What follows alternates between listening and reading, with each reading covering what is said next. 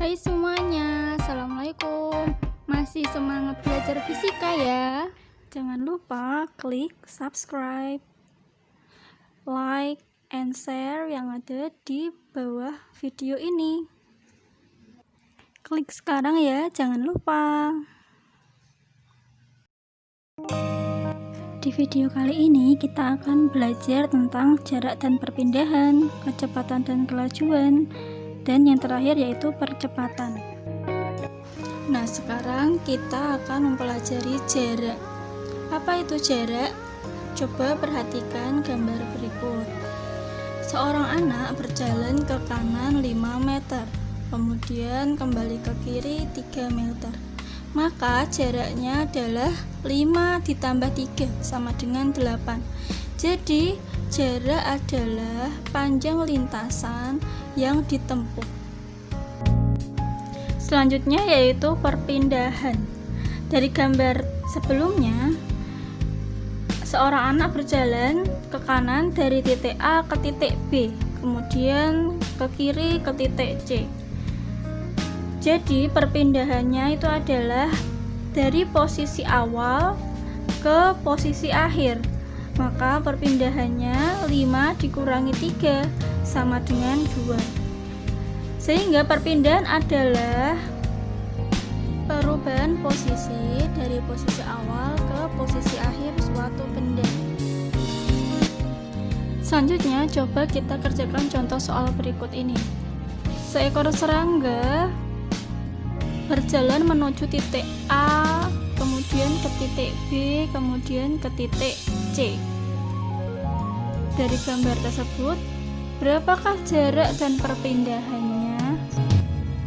Bila kita perhatikan, jarak A ke B itu adalah 4 meter, B ke C 3 meter.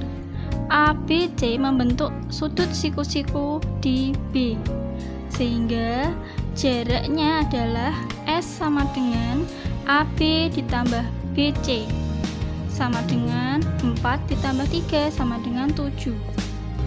Selanjutnya kita akan mencari perpindahannya. Perpindahan adalah perubahan dari posisi awal ke posisi akhir, yaitu berarti dari A sampai titik C. A sampai titik C bisa dicari dengan cara Pythagoras, yaitu akar dari AB kuadrat ditambah BC kuadrat, sehingga sama dengan akar 4 kuadrat ditambah 3 kuadrat. Jika dihitung keseluruhannya, hasilnya yaitu adalah 5 meter. Selanjutnya kita akan belajar mengenai kecepatan dan kelajuan. Pertama, kita akan membahas tentang kecepatan. Kecepatan itu merupakan besaran vektor. Besaran vektor adalah besaran yang memiliki arah dan juga nilai. Jadi dia memiliki nilai dan juga arah ya. Kecepatan itu apa? Kecepatan adalah perpindahan posisi benda tiap waktu. Rumus dari kecepatan itu adalah V sama dengan delta S per delta T. Delta tanda segitiga itu adalah perubahan, sehingga bisa dicari sama dengan S2 dikurangi S1 per T2 dikurangi T1. S2 merupakan posisi akhir, S1 adalah posisi awal. T2 itu adalah waktu akhir, T1 adalah waktu awal. Selanjutnya kita akan membahas mengenai kelajuan. Kelajuan adalah jarak yang ditempuh tiap waktu. Kelajuan merupakan besaran skalar. Besaran skalar artinya dia hanya memiliki nilai, tapi dia tidak memiliki arah.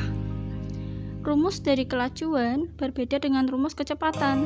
Rumus kelajuan yaitu V sama dengan S per T. S itu merupakan jarak, T merupakan waktu, sama dengan S1 ditambah S2. Jarak yang S1 itu adalah jarak yang pertama, S2 itu adalah jarak yang kedua, per T.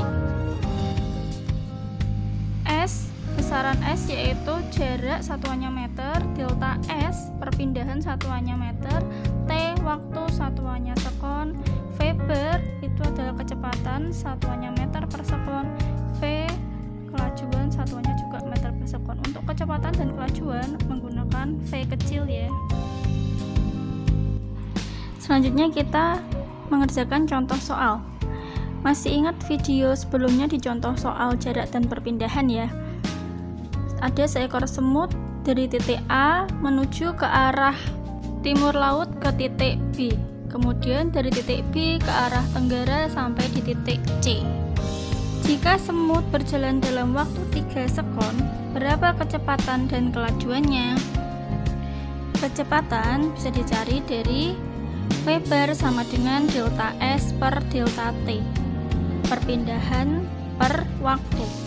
Perpindahan dari gambar tersebut yaitu dari titik awal A ke posisi akhir C, sehingga perpindahannya 5 meter, sehingga sama dengan 5 per 3, waktunya 3.